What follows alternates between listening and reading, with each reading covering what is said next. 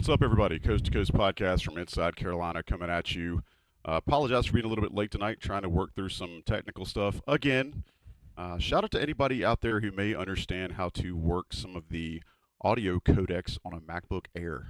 We've had some driver issues, and God bless him, John Siegley and I spent some time trying to troubleshoot this the other night to no avail, but hopefully it sounds at least decent right now. But yeah, if anybody's got any issues on how to fix those audio drivers, man, hit me up, please, because I'm flying blind on this.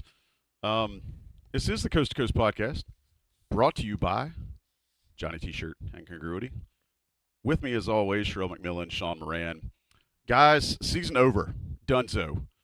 We talked about how North Carolina last week, kind of got somewhat of a reprieve in a sense that they got into the play-in round, got a game in Dayton against San Diego State, which, God forbid, they gave us hope again, right?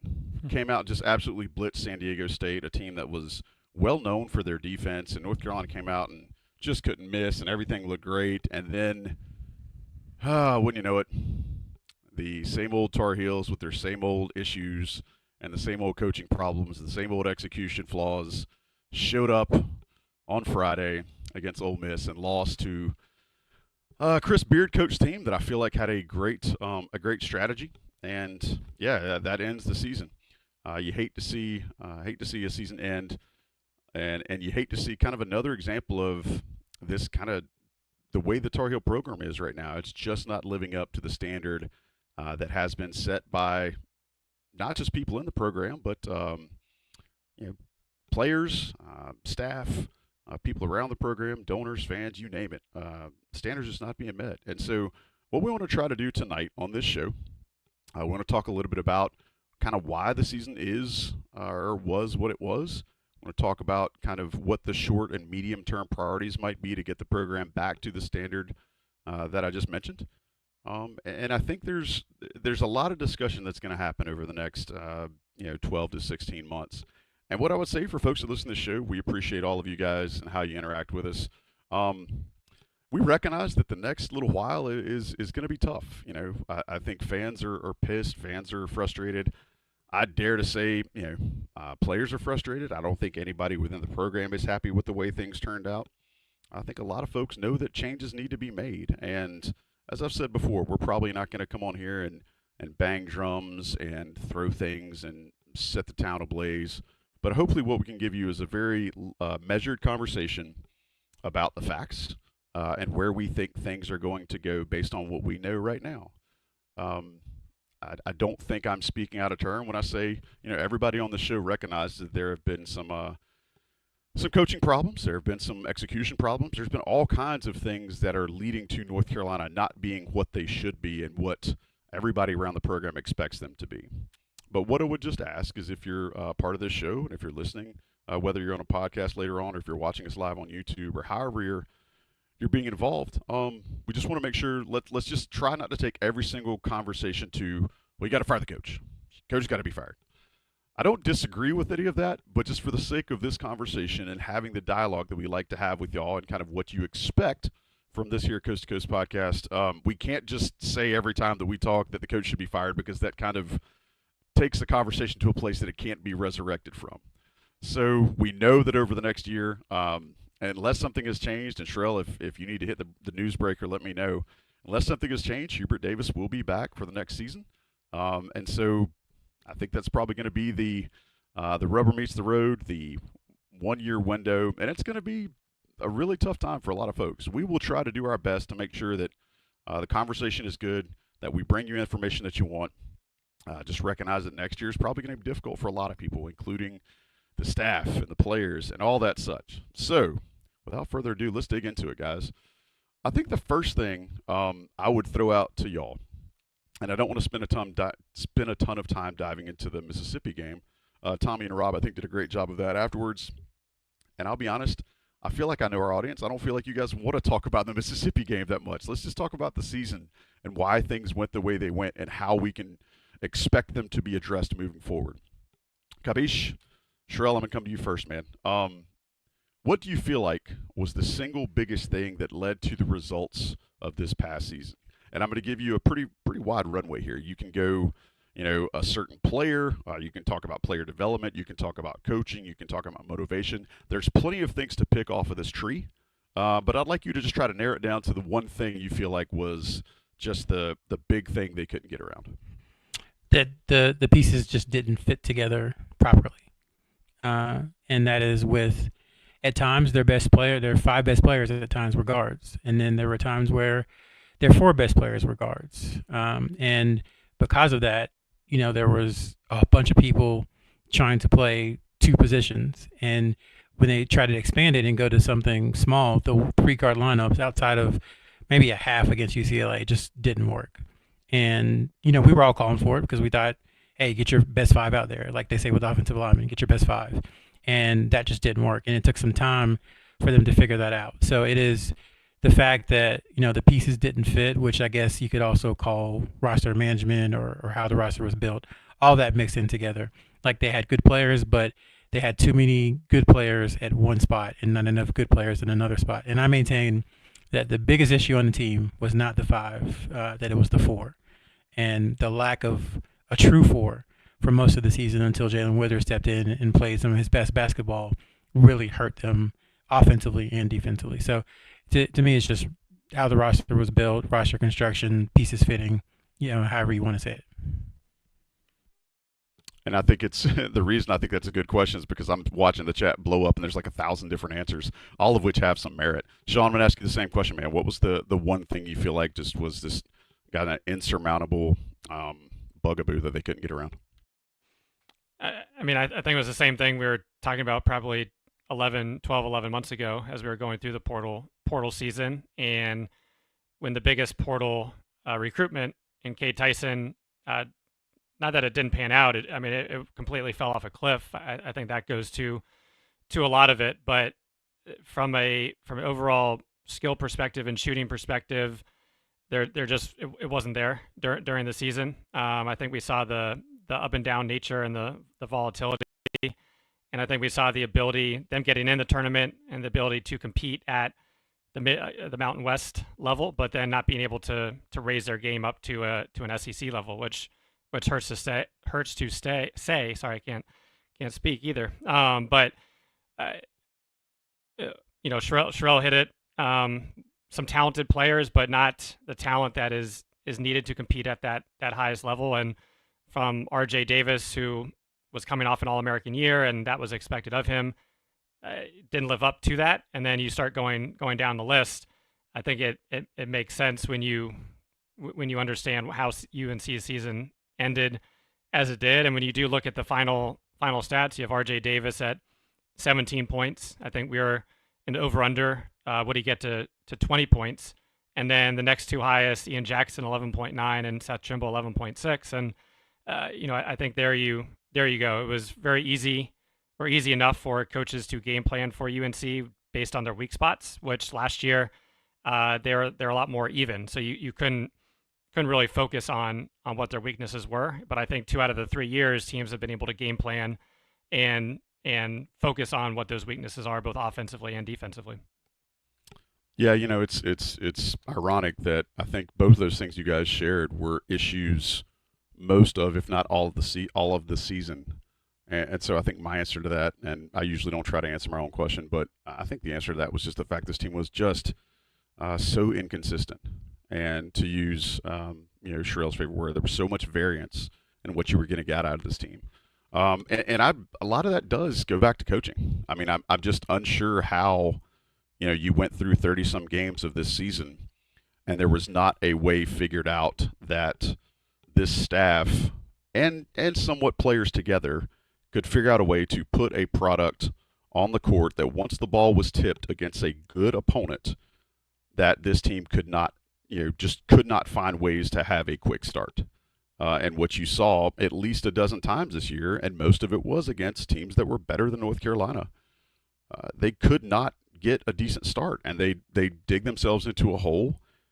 And you tip your cap because they were able to come back sometimes, but more often than not, they weren't able to come back. And they weren't able to come back and get over the hill. They weren't able to come back and actually win the game, and that's just maddening. And I don't know the answer to this. If there was a book being written on the season, We shared it here back in January, I think, but I fully believe that something happened in Maui around this team's confidence.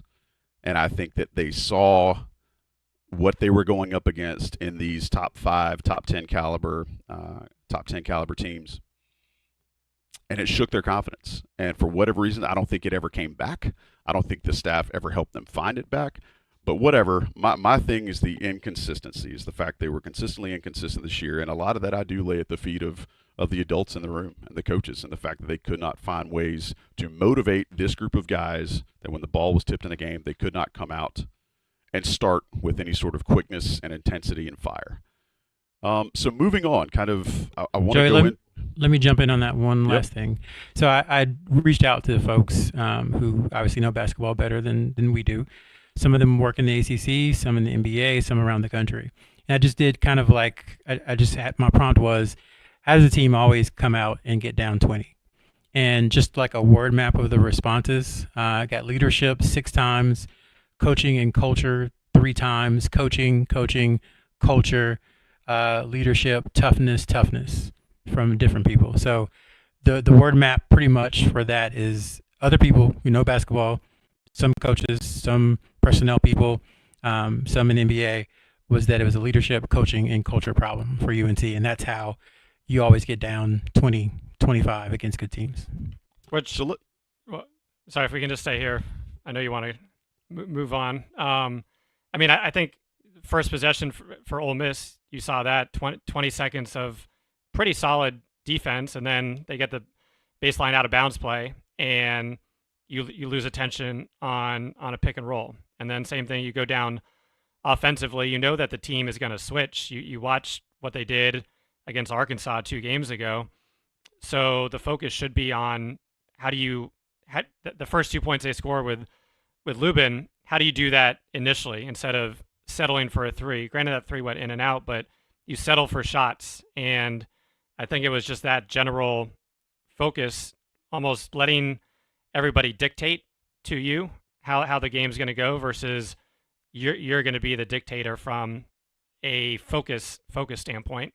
And I know we can get in this later, but to me, as we were watching the Ole Miss game, I think for me, I really wanted to see the team in the tournament because you did see them playing a lot better. They competed against Duke without flag. They were winning games, shooting the ball well. You saw that against San Diego State. And then the Ole Miss game kind of just crystallized everything that we had seen. And really it goes, to me, what I was looking at, I wrote it down. So SSAS, size, strength, athleticism, and skill. Those 4 things, they have in certain areas. But we're talking about Ole Miss in the SEC, but you can go down the list of SEC teams, and that's just what UNC has been lacking across the board over the years. And until they get to that point, they're going to be in a second, third tier overall. Okay, so I want you to hold that thought, Sean, because we're going to get into some roster and player type stuff a little bit later. I want to kind of stay around the coaching discussion because I think that's been the loudest kind of piece from our listeners and from IC subscribers and the fan base in general, and I don't think there's anything wrong with that. I think you have to start at the top, and Hubert Davis knows that. I mean, he made the comment when he was hired in his opening press conference that North Carolina was going to show up and North Carolina was going to compete. And for too many times this season, I think the fan base saw a North Carolina team that didn't show up and didn't compete until the second half. Or if they showed up and competed, they only did so against somebody that was significantly less talented than North Carolina was. And that's not something that that a lot of people are going to take lightly or be able to swallow so much. I saw this article in the New York Times today, and I recommend if anybody gets a chance to read it, please do. I think Brennan Marks had the byline on it, and like Brennan, good writer. I think he's pretty even-handed and does a good job, covering the Triangle schools for The Athletic and thus the New York Times. But there was an article today about Jon Scheyer. And I know folks are thinking, why are we talking about Duke on a UNC podcast? Well, because I think a lot of folks right now are seeing the success that Duke has because they're very close to North Carolina's program, not only physically, but also in relativity. And they're going through replacing a Hall of Fame coach. They're going through some growing pains. And the article basically talked about how Jon Scheyer humbled himself last season talked to other coaches that were in his circle to find out the best way he could maximize the use of Cooper Flagg. And what that led to was him essentially having 7 players transfer out. Some of them were asked to leave. Some guys who'd been in the program multiple years were asked to leave. I think even Tyrese Proctor was the only one that stuck around after having those conversations. And now what you're seeing is a Duke team that, for all intents and purposes, like them or love them, have been a very dominant, very cohesive, but very deep program this season. And I think that's the type of thing that makes it really easy for North Carolina fans who are disenchanted with the state of the UNC program right now to look really closely down the road and see what Jon Scheyer is doing. So I would point out that New York Times article and say, hey, go check it out. And with regard to kind of how Jon Scheyer went about this, Sherrell, I'm going to ask you first. Are there any changes that you might anticipate with regard to some bodies on the bench? Do you think there's going to be any sort of philosophy changes? Do you think there will be some sort of situation where Hubert Davis might ask around and try to see if he can get some suggestions in this offseason? And the reason I ask is because usually before you see a team fire a head coach, and we're all in agreement that this coming year is going to kind of be make it or break it for Hubert Davis. Either success and they're back on track, or, yeah, this ain't working, we're going to make a change. Sherrell, I want to ask you, do you think that there might be some sort of changes on the bench or some sort of philosophical changes, or could you see Hubert going and doing his introspection, 40 days in the wilderness type thing to try to analyze what can he do to make this squad better? Well, I think they need to look back at 2 years ago and the discussions they had after a very similar season in which they didn't make the tournament, turned down the NIT, and started to rebuild the roster.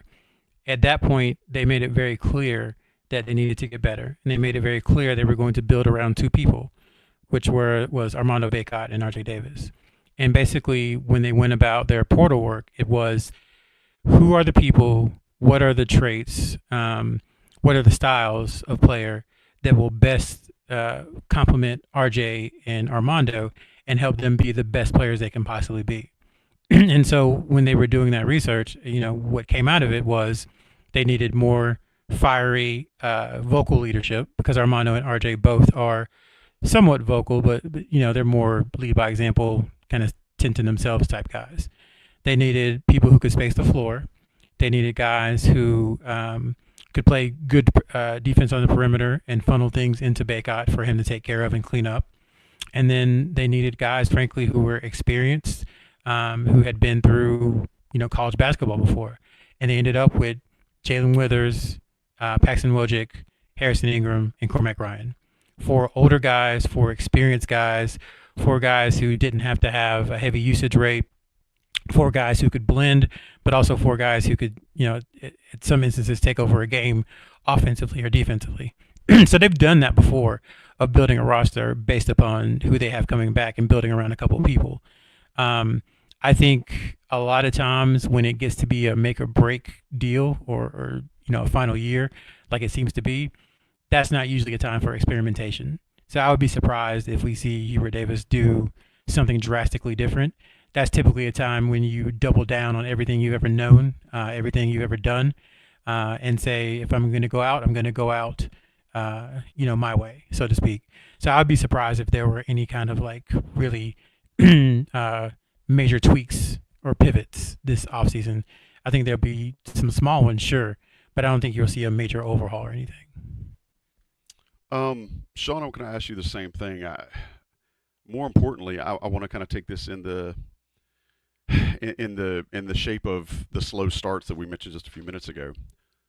Can slow starts be fixed by roster changes? Do you feel like, is that something that's going to always come back to Hubert? Because I don't feel like they had that many issues with it in the past. It's happened some in the past, but I don't feel like they've had at least the plethora of slow starts that they had this past year. Do you think that can be fixed just by plugging and playing different guys in the locker room?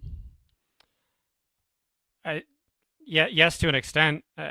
Just look back to the 24 season, and they got off to plenty fine starts. And I think once again this year's team, yes, sometimes we did see in the last 10 games they could come out hot, but when you look at the body of work, They were a subpar 3-point shooting team. Yes, it improved. They didn't rebound the ball offensively. So once again, now you're lacking possessions. And then defensively, you're not focused, and now you're giving up wide open shots or easier shots. So I think on this team, there's just too many inconsistencies and too many weaknesses across the board. You can go through each player and pinpoint specifics, but once again, with the Ole Miss game, the fact that you couldn't take advantage, even with the 6'7" Drake Powell at the 3 spot, if you can't take advantage of those opportunities, then I think to me that's where I'd say in my mind it's more the skill set of what this team had. And when you are looking at the roster construction, I think the hard part is you look at all these SEC teams that are doing well. A lot of them were adding from the portal, but they had their established pieces, similar to 2 years ago with RJ or Armando, where this year's team could be almost like a Kentucky or a Louisville of sorts, where you're bringing in a wide variety of new players. And I think that's where it can, it sounds great of, hey, let's go after A, B, and C of these different positions, but it can also be a little scary trying to bring in all those guys and then mesh them together. But I think fixing the slow starts goes back to creating a team that can minimize the weaknesses. Hubert Davis's first interview when he started talked about shooting, and I don't think we've seen that from a high school recruiting standpoint. I think you've seen some guys. Ian Jackson shot close to 40%, but and then transfer portal, Brady Manick shot well. Harrison Ingram, Cormac Ryan did, but too many misses over the years. And so it does put a lot of pressure on finding guys that they don't have to be that top 10 NBA type pick, which you're not going to get as a transfer guy, but they need to be able to make shots. They need to be able to switch. They need to be able to, be aggressive and not be able to pick apart offensively or defensively. So to me, that's more the slow starts of how those happened, of just, once again, the team as a whole could get hot, but for the most part, especially when they were going against longer and more athletic like Ole Miss, I think that's a large reason they struggled on the layups, was because they were nervous about getting their shot challenged. And I think you need better athletes and more skilled athletes to deal with that. Sherrell, with the culture answer, and I know this is a really dicey question to kind of ask around. I think a lot of times flaws can get shoehorned into culture. People will just kind of throw around the they're just soft. They have a culture issue, but I think there's something to that, at least with regard to the culture that we saw this year. I'm not saying you necessarily have to have a bunch of guys that are going to start fights, but we've talked about before. I think some of our favorite types of players are guys that most folks would consider to be dogs. Dudes is also another word that I think is thrown around a lot. But Sherrell, can that be patched enough in one off season through the portal and through a new recruiting class to kind of shake some of the ickiness that fans felt this year, and maybe some of the lackadaisical malaise that you saw from the team in so many first halves? Yeah, I mean, not to go belabor the point, but it's already been done before under this coaching staff. The blueprint is there from 2 years ago with what happened. There was a lot of the stuff we said, and Sean mentioned it over the last year. A lot of the stuff we said about this team is very similar to the stuff we said about the 2022-2023 team, about the slow starts and the painful offense, sometimes pounding the ball 25, 26 times a possession with one pass. The offense just looking static and no movement, no cutting, especially after losing Brady Manick. So a lot of this stuff is there. Lack of vocal leadership in the locker room. Pete Nance came in and tried, but it's hard to come in as a senior and you already have dominant personalities like Caleb Love and Licky Black and Armando and RJ. You already have those there, so it's hard to come in and try to be a leader. So they jettisoned the roster essentially after that season, kept 4 guys, brought in a recruiting class, and brought in 4 transfers, and the culture changed overnight. I mean, how many times that season, 2023, 2024, did we say, man, that looks like Carolina basketball, the way they're pushing tempo, sharing the ball, leadership, everybody doing the too small sign or whatever it was. It was a flip. I mean, it was just a snap of the offseason, and everything changed. So yes, you can change the culture overnight. The question that's going to be ever present and ominous over everything is like, can the head coach improve even with a culture change? Can he get the results needed to keep his job? And we won't know that for a year. Yeah, and that's where I keep going back to this next 14 to 16, 18 months is going to be an absolute grind, good, bad, and ugly. But it's going to be a lot of Groundhog Day in a sense that, anything that happens negatively, a lot of folks are going to make that a referendum on the coaching staff. Again, not assigning whether that's good or bad, just saying that's probably the way it's going to go down. Sherrell, do you think there's going to be any sort of WTF conversation between Bubba Cunningham and Hubert Davis in the coming days, or maybe it's already happened? I think Rob Harrington made a great point in the post game with Tommy the other day about, just curious to see where Bubba falls in all this, because I think there are some folks that assume that Hubert is immune from conversations with the athletic department because of the way the way Roy set up the transition from him to Hubert Davis. I think some folks think that maybe Hubert doesn't get those conversations, or maybe that Bubba Cunningham is not as involved in those sort of postseason directives. So I'm going to ask you: do you think there's some sort of conversation that'll happen like that between the athletic director and this coach and this coaching staff? What is it? The official athletic director stance is we're constantly evaluating all the coaches Literally in his all of our words, I think, programs. yes. Yeah. I mean, we know they talk during the season. We know that they've had meetings and to discuss where things are, especially after some of the head scratching losses. So there has been communication. I continue to say that from everything I hear, communication in the athletic department isn't necessarily the best, and that's one of the reasons that things can get misconstrued very often. But I do think they've had conversations, and I'm sure they'll have one after the season. I can't confirm if it's already happened or not, but we know that they are talking. And I think the other thing, Jim Tanner is there now too. So it's a situation where perhaps, this is me speculating, so play the speculation sounder. Perhaps, that he's a bridge now between Bubba and the head coach. Perhaps that's the way it's working, where there are conversations and the message is relayed. I'm sure there's direct conversation for sure, but that's also how it could work now when you have another mind to throw things off of and brainstorm and have ideas about.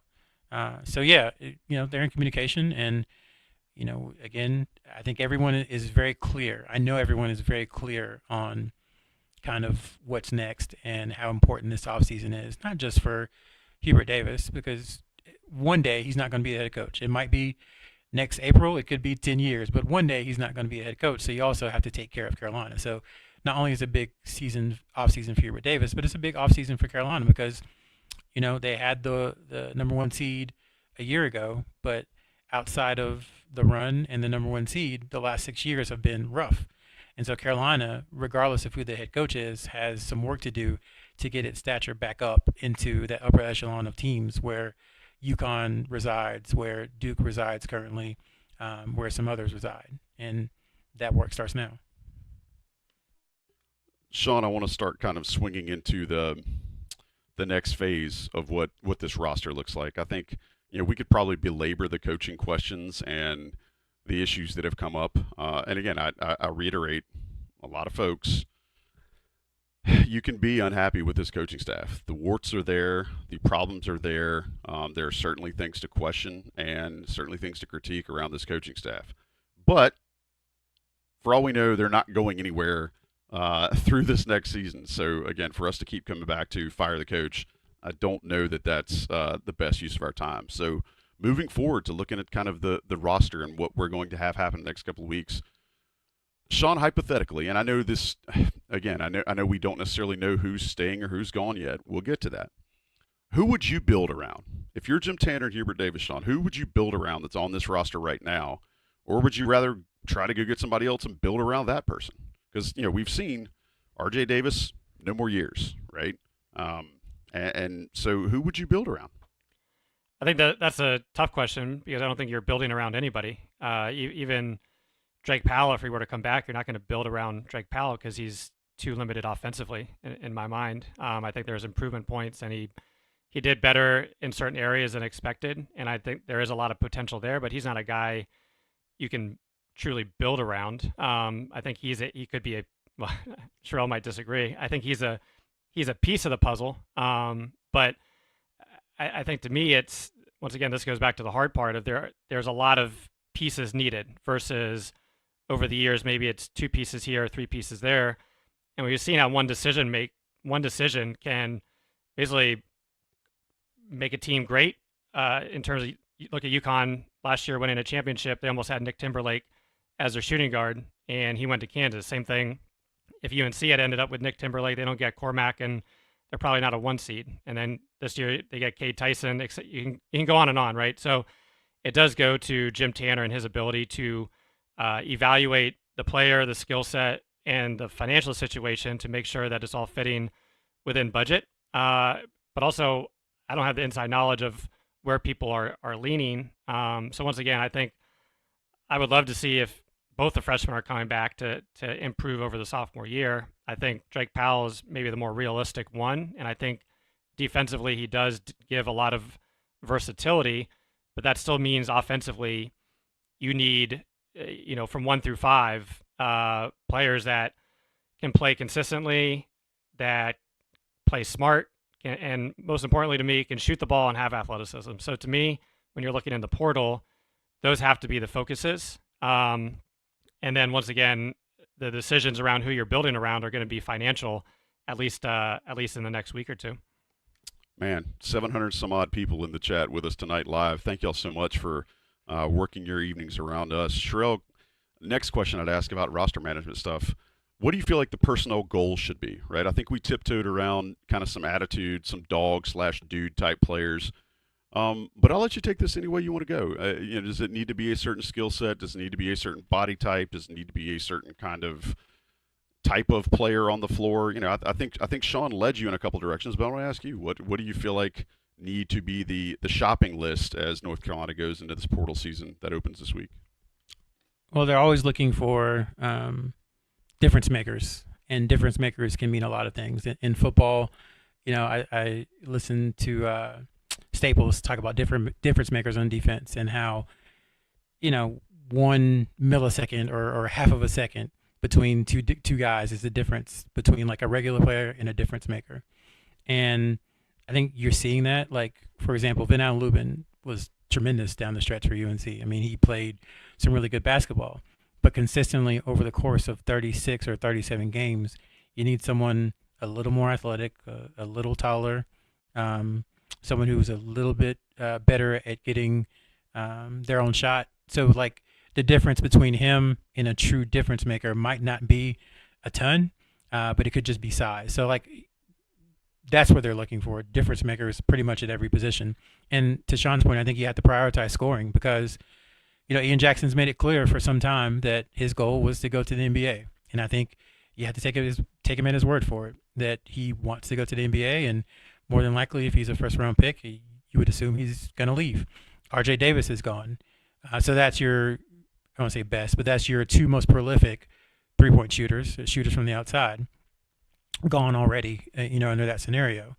And then, when you build the roster from there, there are guys who maybe have made shots at times or made shots at low volume who have to continue to improve on that. So you're going to need like an influx of perimeter scoring regardless of who decides to leave and who comes back. So that's 2 things, like a difference maker in the post and then perimeter firepower, I guess is how you would put it. And I think what you've seen this year is that even though for a long time I didn't think it was a thing, there has to be a component of vocal leadership, whether it's someone who doesn't play a lot or someone who plays all the time. You have to have that. And usually that comes from the more experienced players. So I look to UNC it could be someone who be the 8th or 9th man, but just someone who has an attitude of, I'm going to take over. This is going to be a player-led team. If somebody's not doing what they're supposed to do, I'm going to call them out. If someone is late for a meeting, I'm going to call them out. If someone is not running as hard at practice, if the coach doesn't call them out, I'm going to do it myself. Like they need that. And that's not disparaging the guys who are on the team this year. It's just not their personality. So you have to have a mix. Like I think you can't have. We said this last year. You can't have 15 Jerry Stackhouses on a team, but you also can't have who's the nicest person in the world? Who does everybody love? I'm trying to think of an example. Ted Lasso. You can't have 15 Ted Lassos and you can't have 15 Jerry Stackhouses. You need to have a blend of the two. And I think this year there was too many Ted Lassos and not enough Jerry Stackhouses, whereas last year there was a good mix of the two. Which I think when you're evaluating the players, that is a column that you need to have as an assessment along with the stats and the position, et cetera. I think what was it? Two years ago, Paxson Wojcik was the first commitment, and I think there's a lot of questions. Why the heck are they signing him? But it was a great commitment at the time because he wasn't, once again, about expectations. He wasn't going to be a starter, but hey, here's a guy that, at least from a vocal and a leadership perspective, you're going to get that, whether he's playing 2 minutes or 0 minutes. And then they were able to add that as they went. And then I just saw a comment that I didn't really address the question. I think I did by saying there's nobody on the team that I would put my stake in building around. I think you're going to have Wilson, who's extremely talented from a freshman perspective. Ideally, you can get Drake back, but then around those, you need to offset some of their strengths and weaknesses. So it's definitely not an RJ and Armando situation this time around. Yeah, and I think you guys both make great points. It's more along the lines of how do you find the best available, right? And I think Sherrell, that's a really good framing. Is who's going to be the biggest difference maker. Johnny T-shirt is the biggest difference maker in the haberdashery business for North Carolina gear. If you absolutely hated the way this season went, you want to go set all your UNC things missing, or mentioning this past season, you want to set them all on fire, Johnny T-shirt can help you out replacing those things. I think that might be worth looking at. If you want to get some of the bad vibes out of your house and get rid of some of this year's gear, call up Johnny T-shirt, visit him online, go see him on East Franklin Street, replace them, and then maybe you can get all the ickiness out of your house. Right? Burn some sage, do the old Dawn bunning, get rid of all that stuff, and then maybe you feel a little bit better about it. I've always said that if Johnny T-shirt doesn't have it, you don't need it. And aside from some of, Baby Billy's magic elixir, I don't know if there's anything else that anybody really needs that Johnny T-shirt wouldn't have. We'll be right back. Have National Guys drop some ads in here if you're listening to us later on a podcast. If you're watching this on video, just stick around for a second. We're going to keep talking about where North Carolina goes from here, analyzing this program, the season, et cetera, et cetera. This is the Coast to Coast Podcast. Appreciate y'all being a part of the show tonight. I'm Joey Powell, Sherrell McMillan, Sean Moran, along for the ride. We're having fun talking about what is kind of just a weird subject right now. I think everybody's rightfully unhappy with the way North Carolina's basketball season finished. A lot of the same things that folks had to watch just didn't look like Carolina basketball. And let's be honest, the game is rapidly changing. And so I'm not sure, what the right answer is, but we're trying to talk around it and see if we can't get into that space and maybe help you guys understand what's going to happen next with regard to North Carolina's roster building, what next season might look like, how folks talk in the offseason about potential, strategies and all that good stuff. So appreciate y'all being here. And again, we'll have every single bit of transfer portal news. I mean, we're the best in the business. We're your favorite podcast. So as stuff breaks, we'll be here for. But right now, we're just trying to kind of give you what we know and where things might go very, very quickly since the season's officially over now. Sherrell, I want you to give us kind of a timeline update to that end. What has happened since the season ended on Friday? Team flew back late Friday night. What has happened around the club since then? And then I'll have a couple of other questions about what we might see in the next week or so. So they got back, like you said, late Friday night, and mostly Saturday, from what we've been told, they stayed away, didn't do any basketball stuff, and then they had their, I guess you call it, last team meeting of the season today, Sunday, and then the player meetings will start. We know of some this on Tuesday, so presumably they'll start tomorrow, and it'll be on the way. So, this stuff is going to start quickly around the country. I don't know if it'll start quickly at UNC, but tomorrow is going to be a very interesting day around the country, and then as it goes into next week, I'm sure we'll start getting some more clarity on some of the stay-go decisions. And the other thing, Joey, maybe we're going to talk about this, but I'll go ahead and bring it there now, is like, 15 years ago when you went to the offseason, it was like, is Sean Moran going pro? That was pretty much the only question. Nobody really transferred that much because you had to sit out a year, whatever. And then about, I guess around that same time is when the graduate transfers were allowed to play that extra year if you graduated. So it was like, are you going pro or are you going to sign a grad transfer? I think Justin Knox was the first one Carolina signed back in 2011, 2012. And then in 2018, it was kind of like, okay, the transfer portal is here. You still got to, sit out a year, but there's a new thing now where you can look at players. And then it was, okay, everybody does not have to sit out anymore. You can transfer instantly, but if you transfer a second time, you've got to sit out. And then it was, okay, you can transfer anytime. You don't have to sit out again. And then it was, you can transfer, but, your collective deal is something that's going to impact what your decision is going to be.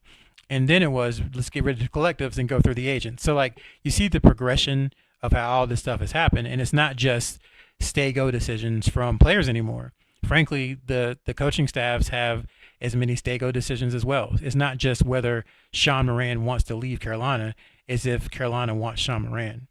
And I think a lot of people don't understand that, in that because this has become so, let's use the buzzword, transactional, that both sides have decisions to make.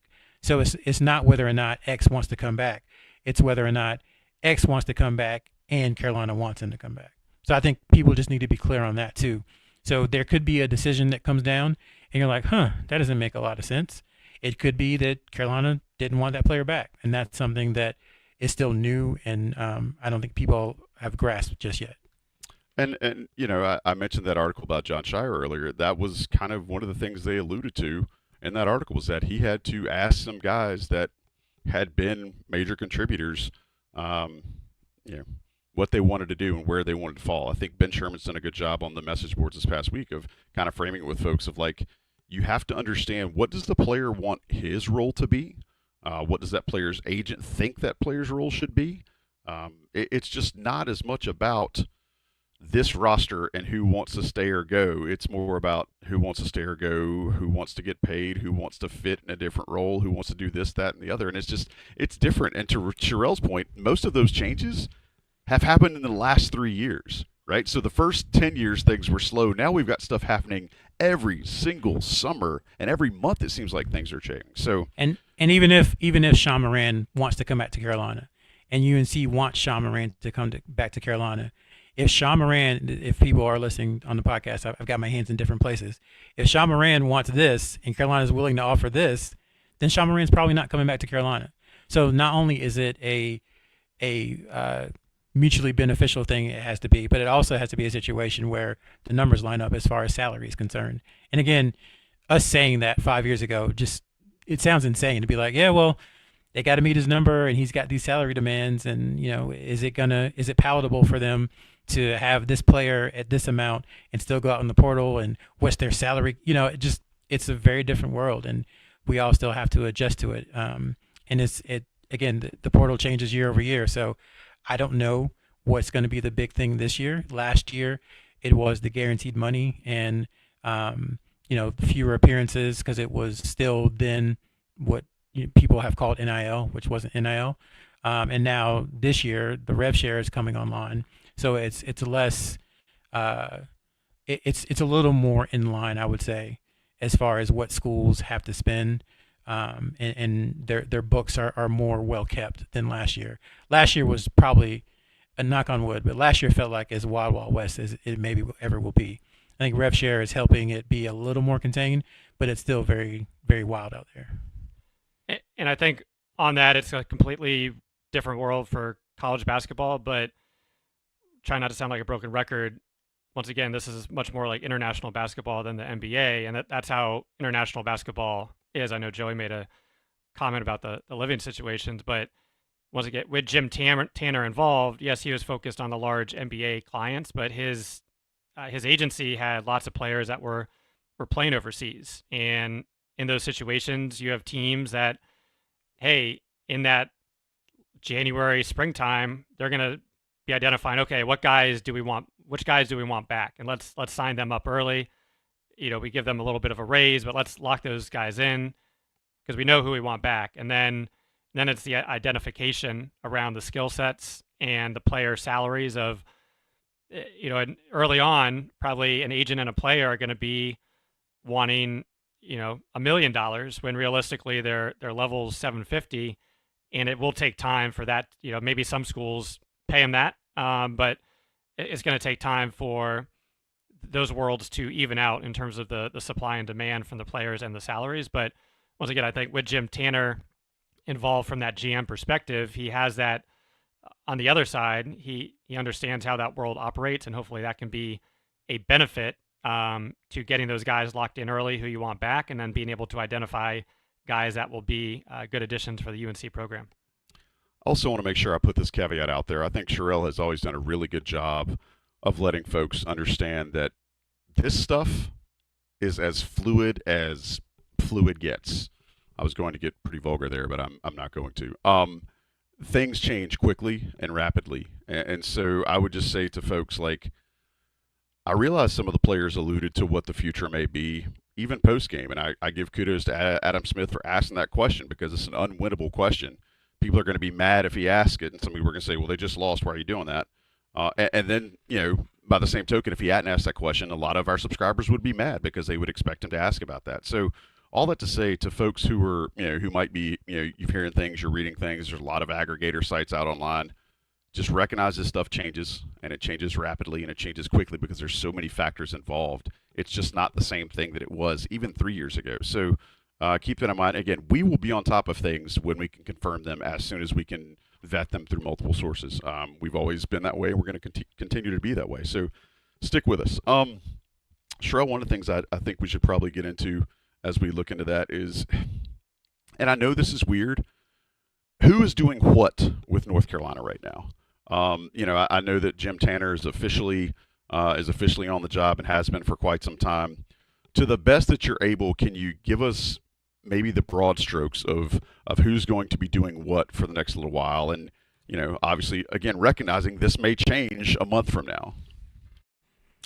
Well, we know Jim Tanner's, like you said, has been on the job for about a month, and we know he's been working on the portal.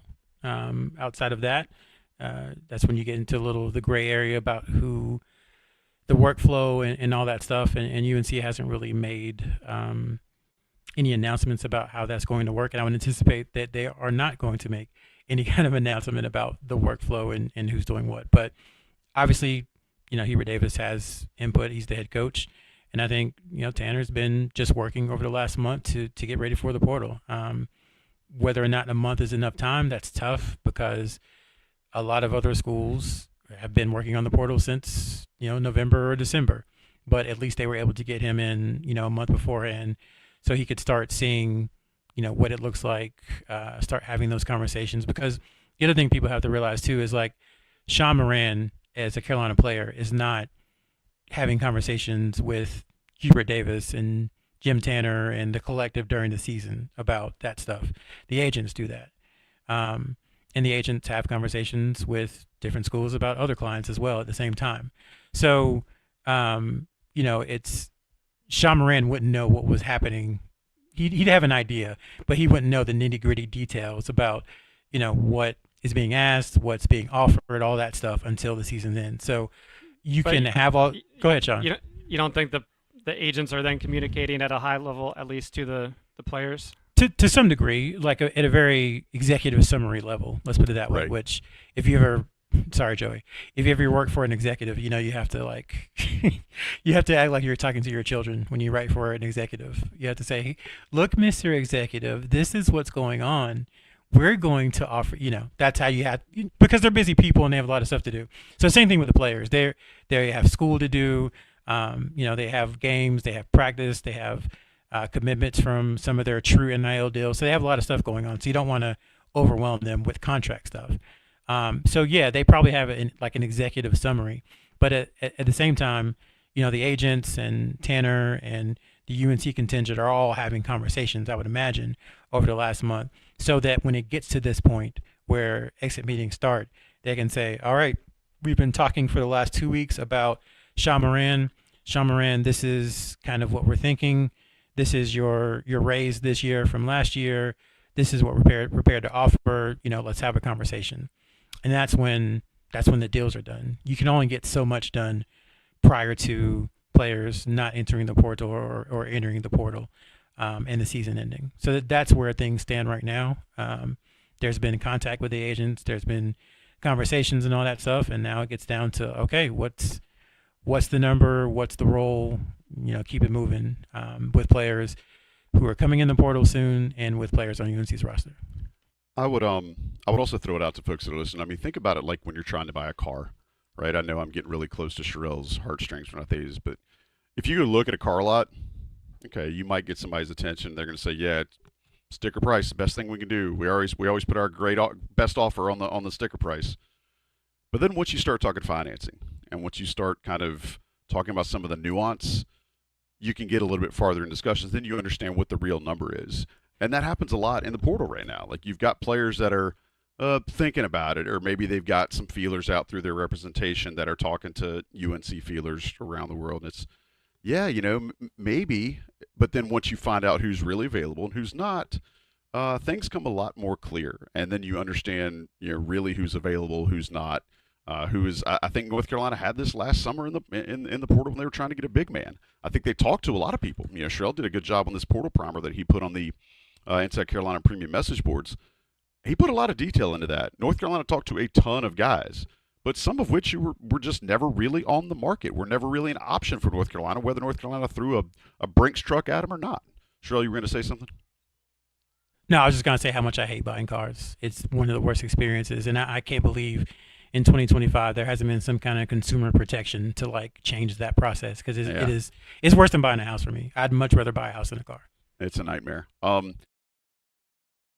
All that said, I want everybody to kind of recognize you're probably not going to get a lot out of North Carolina with regard to how the process is going to go. I don't think you're ever going to see any sort of major discussions from Jim Tanner. I don't think there's going to be any sort of just big revelation, kind of a fact sheet about what this looks like for North Carolina. One, because that's just really never how they've operated. Hubert Davis doesn't talk to the media other than when he has to. And so I don't think there's going to be a lot of information out there for folks. So we'll tell you what we can tell you. I want to try to temper expectations a little bit so that people don't feel like that there's some giant understanding out there that North Carolina is withholding. So I don't think anybody does this. I mean, we've talked about Duke in this podcast. The folks that already have a general manager just aren't sharing the way this works, but you can tell that it does work by the results they're getting on the court. Sean, anything you want to add, kind of throwing in behind that, kind of what you anticipate things to do? I think a lot of folks have been really intrigued about Tanner's connections overseas. I think Sean, you've got a pretty good grasp about that because I think you watch a lot of global ball. But do you want to kind of give any color there as to how this might affect North Carolina this coming summer and I guess even the next coming days?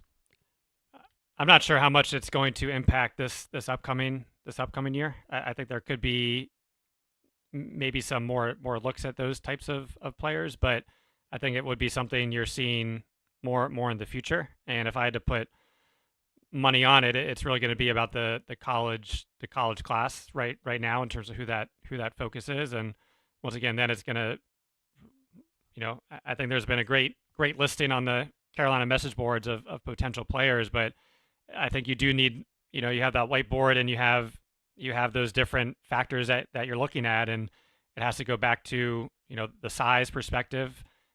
Once again, crucial points in the Ole Miss game, they're giving up offensive rebounds because they just didn't have the size. Same thing in Florida. And you're watching some of the tournament games and you're seeing that size and that athleticism in real time. So I think it really is having some of those attributes mixed with what Sherrell's been talking about in terms from a mental makeup and trying to construct that perfect team, which is going to be very difficult given all the other teams that are trying to do that. Kansas, and you can go on down the list.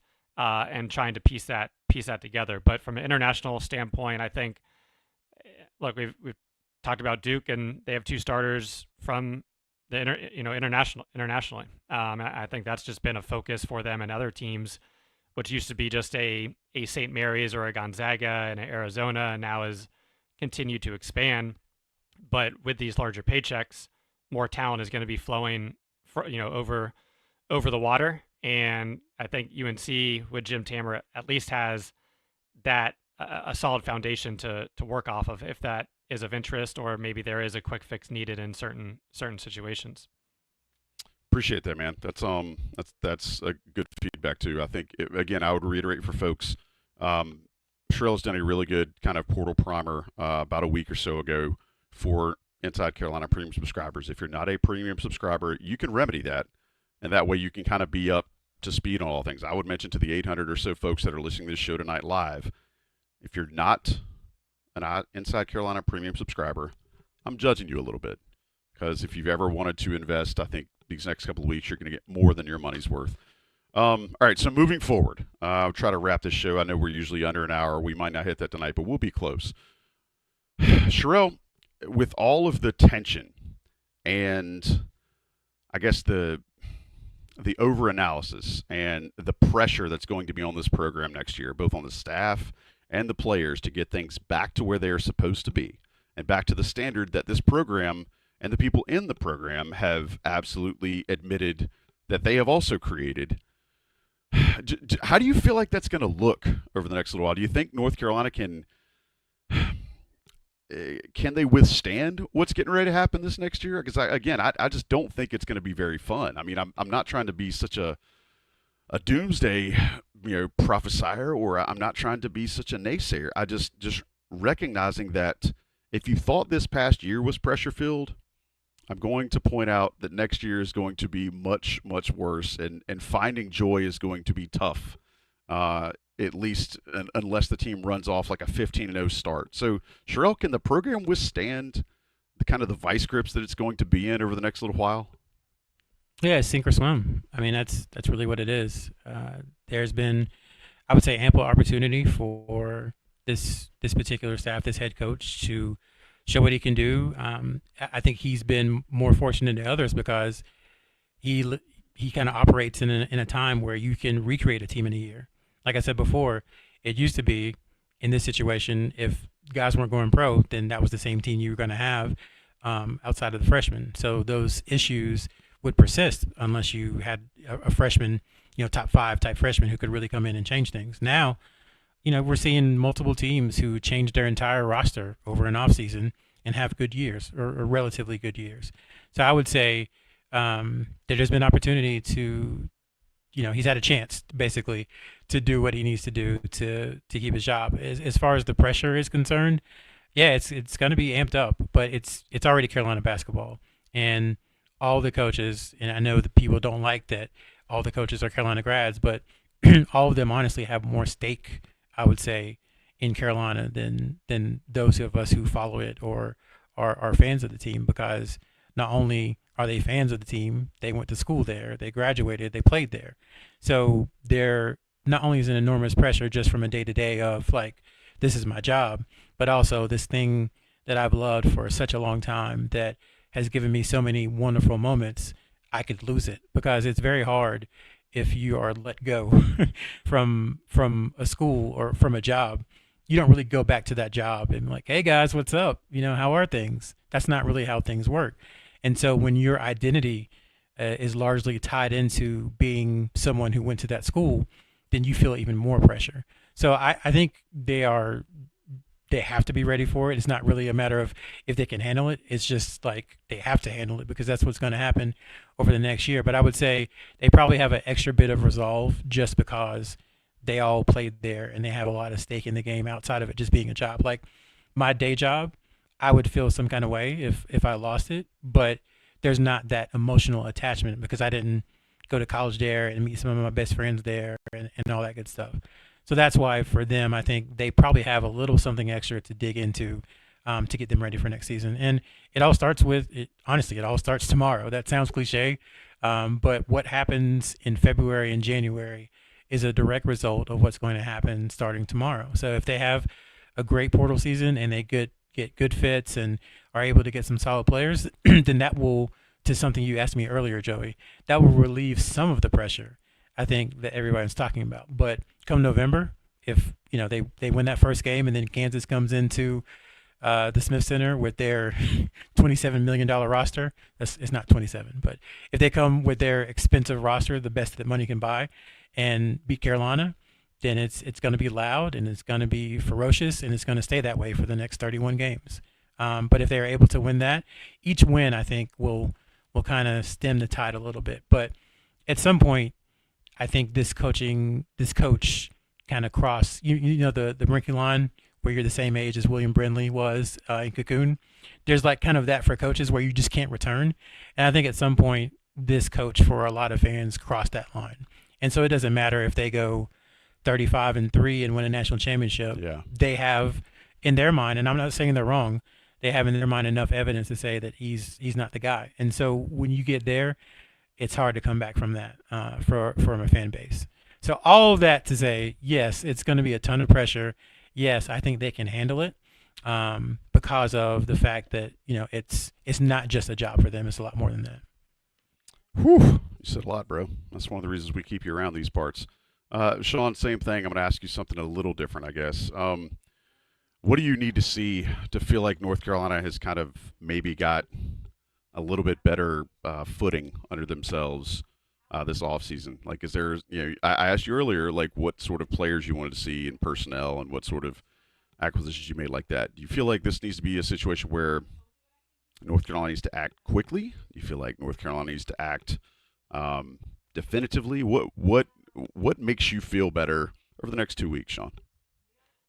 I do think in terms of quickness, who they're targeting and what those conversations are looking like. I don't think you want to get into a situation where you're dependent on all the guys that were testing the waters or trying to get NBA feedback, and now you're working with a smaller group that we saw Kansas State, for instance. They're paying higher than market rates for players that are not worth that, and then not making the tournament. So you definitely don't want to get in that situation. I think if ideally you've been working on a solid plan over the last month, you have guys that you're ready to talk to or have been talking to, and you don't want to move quick just for sake of moving quick, but you do want to move quick to start locking people in, especially with a large volume of players that will be needed. So to me, really the first 2 to 3 weeks first 2 weeks will be very telling in terms of how that movement and how that focus has been versus last year. Even though you needed a center and there were conversations, it felt like, hey, you're just trying to find the perfect fit instead of moving to make sure you're getting a top candidate. And also, when Sherrell used that $27 million a while ago, that was just a hypothetical number. We have no confirmation that's what they're working with. All that stuff. I want to, excuse me, I want to throw that out there too. Don't feel like, and that's another one that you may never know what North Carolina's budget is for a roster. Don't feel shortchanged by it. I mean, it's okay to be annoyed that you don't know more, but I'm just putting it out there. I don't think that that's ever something that will be made public, because frankly, it's people's salaries and stuff, and I don't know that that's ever going to be a thing. Some folks may say, well, it's a public university, we deserve to know.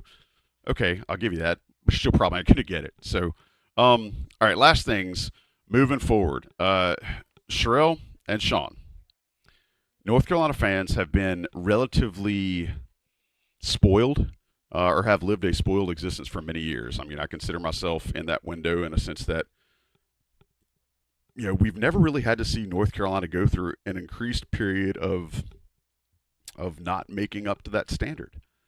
And obviously the game has changed. We've talked about it a little bit, but I just putting it to y'all. What is kind of the standard now? How realistic is the standard now? What should be realistic for North Carolina in 2025? I'm not trying to be antagonistic by asking the question. I think it's probably something that's a lot longer and could probably have its own episode of a podcast. But I'll ask you guys, what do you feel like should be the goal, for the next 6 months going into next season, and what is realistic for North Carolina? Sean, you're the winner. You get to go first. I think a realistic goal is consistency of seeing a team that stays within the top 15 throughout the season, not a team that is starting top 10 or top 15 and they're dropping out in 3 weeks and then failing to return. I think we know even with some of the ACC hires, it's going to be what we've seen from the ACC the past few years. So the Q1 wins are not there. I think so. To me, once again, that consistency in that upper echelon would be important. I think it might be just given how the last 6 years have gone, really sent from 2020 on, which Greg Barnes laid out in his piece, have been a struggle and been pretty up and down outside of obviously the highs of getting to the championship game and the 1 seed, but you have seen a consistency not being able to play up to the top competition, whether that's SEC teams where Hubert Davis is 2-9 and Roy Williams was struggling towards the end, or some of the other teams in the Big 12, etc. So to me, would love to see some solid non-conference wins and that consistency where they're staying throughout the season. Because if it's another roller coaster, that's what really this decade has been so far. Yeah, the ups and downs are what throw people off the bandwagon really quickly, and I think it's probably the thing that that if a lot of our subscribers and listeners are pointing to, I think that's probably it. It's that inconsistency. I mean, you just never know which team's going to show up. Sherrell, same thing, man. What's a realistic goal for this program in in the modern age of basketball they see right now? Somewhere in between 13 straight Final Fours and 2 national championships and, 2 Sweet 16s over the course of 8 years, somewhere in between that. Because that's kind of the heyday of Carolina basketball. I would say 81 to 93, and then 2005 to 2009 are the 2 like golden periods. So somewhere between that and where things are stand now. So to me, that's like, I think was it 36 straight years or 35 straight years Carolina finished top 3 in the ACC at one point into the 90s. Like they should finish top 3 in this ACC moving forward. Period. Like that should be an expectation. There shouldn't be any like. This podcast shouldn't be talking about net and Ken Palm and wins above bubble and stuff. I'm over that. That we should not be talking about that the second weekend in March every year. Yeah. So that's you should be clear in the NCAA tournament. Like that is basement floor, bottom level, like entry level stuff that has to happen. So top 3 or 4 in the ACC, making the tournament every year, and then honestly, you've got to win a game or 2. Like I want to say Sweet 16 every year, but I think that is very difficult to do with year-to-year rosters. But consistency, like Sean said, beating good teams every once in a while. Carolina's Q1, I know we're tired of hearing that, but their Q1 record under Davis is like atrocious. It's like 14-30 or something like that. I don't know the exact number, but it's not good. They don't beat a lot of good teams over the last 4 years, so they've got to beat better teams. They've got to, play better in conference. You can't be decent one year. I think they won 15 games his first year in conference, and then they weren't good. And then they won a ton last year, and then they weren't good this year. So like it just needs to be just a little more even keel. And Joe, you're a Braves fan, so you can understand this. Like I would take division championships for 12 straight years over like mediocrity for 2 and really high highs. Just give me a solid 8.5, 7.5 year out of 10 every year, and I'll be okay. Don't give me a 4 and then a 9.5 and then a 3 and an 8.5. That variance is too much. So I think consistency, like Sean said, is really the name of the game. Just you should be a solid tournament team every year. You should compete against the top teams, win a couple of games, and then what happens in the tournament, is often a crapshoot, but you should win some tournament games as well. I think that is doable in this day and age, especially because you can change the roster year to year. If you make a mistake, you can erase it very quickly the next year. So I think that's a fair expectation. It's lower than I want to say, but I'm trying to be fair. Yeah, that's the tough part, right? Like how much of what North Carolina fans have been spoiled with over the last 4 decades, how much of that is even feasible in modern college basketball? Who knows? But I think your point about being able to get back to competitiveness and being a brand new roster over one offseason is absolutely true. I think that is something that could be done and should be fair enough for fans to expect. All right, guys, let's do a quick 2 pennies and get out of here. What do you say? You guys know the excuse me, the 2 cents bit that we try to put together here for our fans at Congruity. Matt at congruityhr.com. Shoot him an email. Go ahead and get your free small or medium-sized business assessment. Congruity's been doing this for a long time. They're really, really good at helping businesses be smarter and be more efficient. And I just want you guys to have that goodness for you too. If you're a small or medium-sized business owner or decision maker, Matt at congruityhr.com. Let them help you out. Hit them up. They'll let you know how they can save you some money. All right, Sean, give me 1 penny, please, sir. Tough to give one at the end of the season. I think this, when that last game ends, it's always a bad feeling, whether it was the Sweet 16 last year or the first round this year. I think from a micro perspective, talked a lot ever since the commitment about Ian Jackson, and I was extremely high on him and what he was going to do from a points perspective, and I think we did see that a lot early on and growing through the year. And I think it was disappointing to see really over the last stretch since after Virginia Tech, he didn't score in double figures and was pretty much just an afterthought. And he's the type of guy that you need to win games like this. So whether it was on Ian Jackson for maybe different shots or shot selection or the coaching staff, there's some blame there for having that type of caliber for a freshman and not seeing that continued growth and having him as a piece at the end. And then I think from an overall season perspective, frustrating. It was definitely fun watching some success in February, but I think all the conversations we had this time last year, probably without saying it, we saw the results of what happened with a flawed team, and now the hope is that they can correct that without any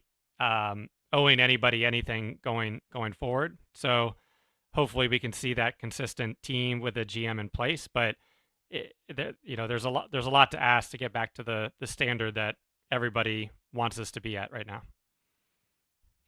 Yep, and I think it's the one thing, fans don't want to go into next season with a flawed roster.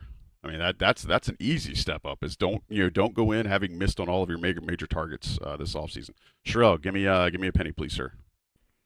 I would just say as the portal unfolds, I know everyone's frustrated with how things went last year, but I would just say exercise a little patience. There are going to be so many names that are going to come out, and Carolina can't sign everybody. And I think sometimes folks forget that there's only next year 15 scholarships as opposed to 13 this past year. But they're not going to sign every single player who has good stats, nor should they sign every good player who has good stats. I'm pretty confident in some of the things I've heard from player representatives and folks in the industry talking about Jim Tanner and how he started to kind of handle his business thus far as UNC's general manager. So I would expect that you'll see a thorough kind of plan that is used to try to navigate the portal, where I think in the past it was very reactive. I think as much as possible this year they're going to be very proactive, and that sounds like a cliche, but it's not, because one of the issues was just that last year sometimes they didn't move quick enough, and I think that's not going to be a problem this year because they've had someone doing legwork for the last month.